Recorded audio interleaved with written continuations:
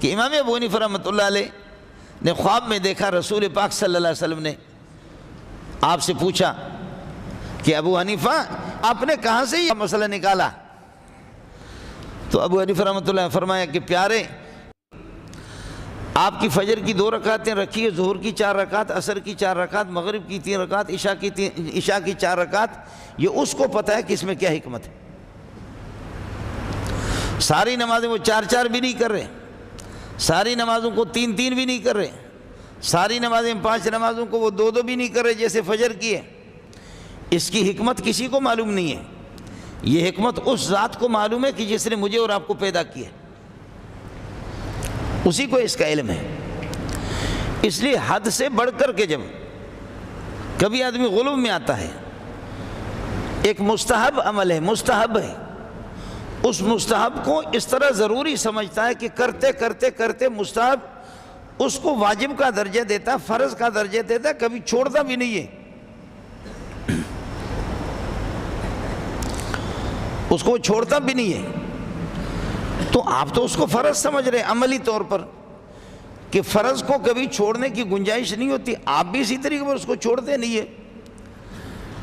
شریعت اس قسم کے آدمی کو بدعتی کہتی ہے کہ مستحب کو کبھی آپ کو چھوڑنا ہے، اس کو اس طریقے پر نہیں کرنا۔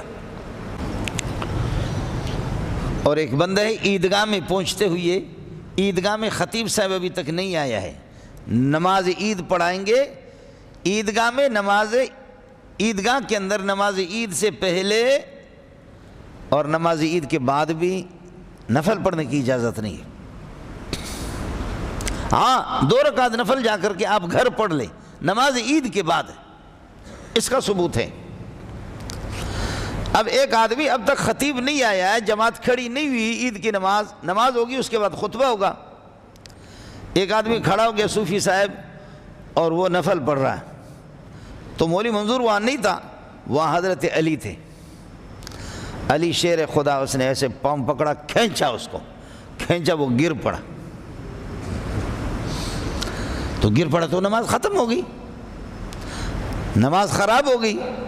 کہنے لگے علی میں نے کون سا گناہ کیا؟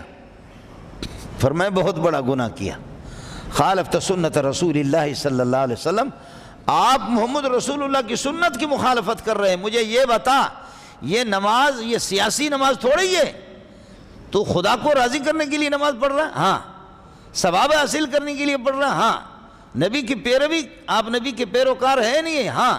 تو فرمایا محمد نے یہ نماز نہیں پڑھی، نماز عید سے پہلے عیدگاہ میں محمد رسول اللہ نے نفل نہیں پڑھی، صحابہ نے نہیں پڑھی، تو کون ہوتا ہے؟ اس لیے میں نے علی نے آپ کو کھینچا۔ وہ کہتے کہ اخزیتنی امام الناس، مجھے لوگوں کے سامنے رسوا کر دیا۔ علی کہتا ہے رسوا ہوتے تو ہونے دو، اگر تو اس سے رسوا ہوتا تو ہونے دو، میں تجھے سنت رسوا کرنے کے لیے نہیں چھوڑوں گا، تو رسوا ہو جا، سنت رسوا نہ ہو جائے، آپ کی وجہ سے اس طریقے پر میں آپ کو نہیں چھوڑوں گا۔ سنت کی حدود ہے، ان حدود کے تحت ہی آپ اس سنت پر عمل کریں گے، اس پر یہ ہے کہ آپ کو ثواب ملے گا، لیکن اس سے بڑھ کر کے اس میں غلو یا اس میں زیادتی، اس میں اضافہ، پھر یہ ہے کہ میں عرض کر رہا ہوں کہ وہ پٹھان اور بلوچ اور بدعتی مولوی کی سنت تو ہوگی، وہ محمد رسول اللہ صلی اللہ علیہ وسلم کی سنت نہیں ہوگی۔ اللہ کی رضامندی اور اللہ کی خوشنودی اور حصول ثواب اور حصول جنت کا حصول وہ اس صورت میں ہوگا کہ محمد رسول اللہ صلی اللہ علیہ وسلم کی سنت کے مطابق ہو۔ آپ کا میرا مسئلہ نہیں چلے گا۔ لوگ کھانا کھا رہے ہیں کہ ایک لقمہ گر گیا حضرت حذیفہ کے ہاتھ سے، اس نے اٹھایا، اس پہ کوئی تنکا لگ گیا تو اس کو صاف کیا اور اس لقمے کو کھایا، تو دوسرے صحابی نے اشارہ کر دیا کہ بڑے بڑے لوگ بیٹھے ہوئے، وڈیرے شڈیرے بیٹھے ہوئے، بڑے بڑے لوگ بیٹھیں گے، کہیں گے کہ محمد کے ساتھی یہ بھوکے ہیں، محمد رسول اللہ کے ساتھی بھوکے ہیں، اور انہوں نے کھانا دیکھا بھی نہیں ہے، اگر ایک لقمہ گر گیا اس کو رہنے دو، کھانا تو وافر مقدار میں موجود ہے، خواہ اپنے مسلمانوں کو بدنام کر دیا۔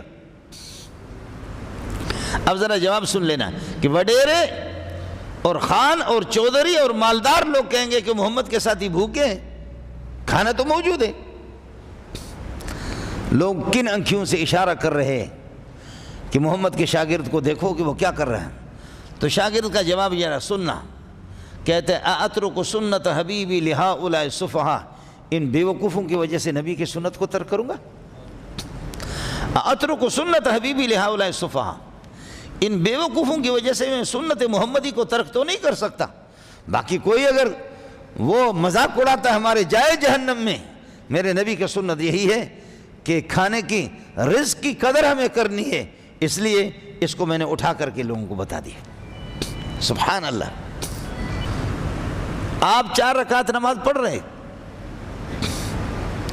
آپ نے التحیات جب پورا کر لی، اشہدو ان لا الہ الا اللہ و اشہدو ان محمدًا عبدہ و رسولہ، اس کے بعد آپ نے پڑھ لیا اللہم صلی علی محمد وعلی آل محمد کما صلیت، یہاں تک صلی علی محمد وعلی آل محمد، یہاں تک تاخیر کی، آپ نے تاخیر کی تو آپ کو فوراً قاعدہ اولا 4 رکعت والی نماز میں تشہد پڑھ کر کے پھر کھڑا ہونا تھا، لیکن آپ نے درود پڑھ لیا، اور وہ بھی نماز میں مسجد میں درود پڑھ رہے، لیکن نماز آپ کی غلط ہو گئی، اس کی تلافی، اس کا تدارک آخر میں آپ یہ ہے کہ ایک تشہد پڑھ کر کے سلام ایک طرف پھیر کر کے سجدہ سہو کریں گے، اور سجدہ سہو کے بعد پھر تشہد اور درود پڑھیں گے، پھر آپ کی نماز ہوگی، ورنہ وہ نماز مکروہ تحریمی ہوگی۔ سبحان اللہ۔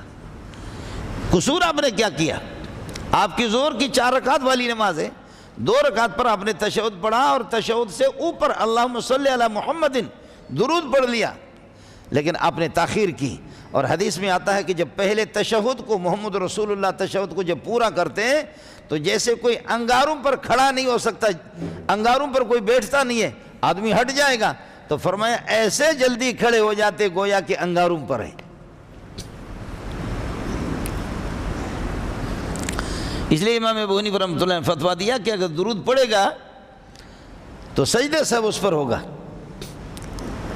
ہمارے بزرگ ایک واقعہ لکھتے ہیں کہ امام ابو حنیفہ رحمۃ اللہ علیہ نے خواب میں دیکھا رسول پاک صلی اللہ علیہ وسلم نے آپ سے پوچھا کہ ابو حنیفہ اس نے 4 رکعت والی نماز میں پہلی رکعت میں التحیات پڑھ لیا، التحیات کے اوپر درود اگر پڑھ لیا اور آپ کہتے ہیں سجدہ سب ہوگا، تو آپ نے کہاں سے یہ سجدہ سب کا مسئلہ نکالا؟ تو ابو حنیفہ رحمۃ اللہ نے فرمایا کہ پیارے، میں نے آپ کی حدیثوں میں، آپ کے ارشادات میں یہ پڑھا ہے کہ محمد جب پہلے تشہد کو پورا کرتے تو ایسے جلدی کھڑے ہو جاتے گویا کہ انگاروں پر ہے، جلدی ایسے کھڑے ہو جاتے۔ فرمایا کہ ہاں بالکل مسئلہ ٹھیک ہے، میں آپ کا امتحان لے رہا تھا، اصبت، آپ نے ٹھیک کہا ہے۔ میں عرض یہ کر رہا تھا کہ بظاہر میرا اور آپ کا دماغ تو نہیں چلے گا کہ بھئی اس نے درود پڑھ لیا، سنت عربی سنت محمدی پر ثواب ملے گا، جو محمد کا طریقہ ہوگا اس پر ثواب ملے گا۔ السلام علیکم جی دوستو، آپ نے دیکھا اور سنا شیخ مولانا منظور مینگل صاحب کو کہ شیخ مولانا منظور مینگل صاحب کیا بیان فرما رہے تھے، آپ نے بغور دیکھا اور سنا۔ السلام علیکم جی دوستو، آپ نے دیکھا اور سنا شیخ مولانا منظور مینگل صاحب کو کہ شیخ مولانا منظور مینگل صاحب کیا بیان فرما رہے تھے۔